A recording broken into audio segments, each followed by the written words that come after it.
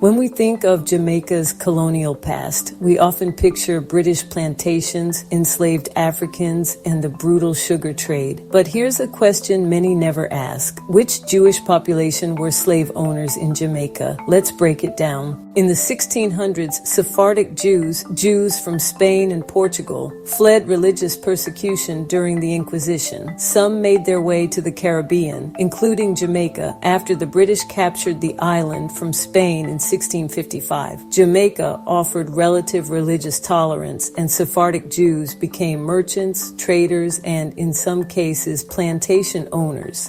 So what about Ashkenazi Jews? Jews from Central and Eastern Europe. They faced harsh persecution, anti-Semitic laws, and violent pogroms, but their migrations mainly went to the United States, Canada, and parts of South America in the 19th and 20th centuries, not to Jamaica or the Caribbean. As a result, Ashkenazi Jews were not part of Jamaica's colonial population and had no involvement in its slave economy.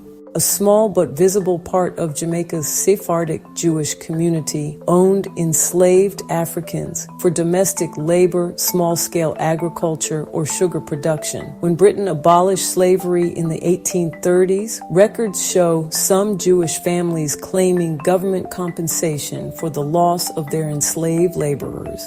This history is layered with contradictions. A community that fled religious persecution, becoming part of a system that oppressed others. Some Sephardic Jews freed enslaved people or supported mixed-race descendants, while others profited from Jamaica's brutal slave economy. Understanding which Jewish populations were involved matters, not to assign blame to a whole group, but to recognize that slavery crossed religious and ethnic lines. Facing these truths helps us have more honest conversations about the past and about justice today.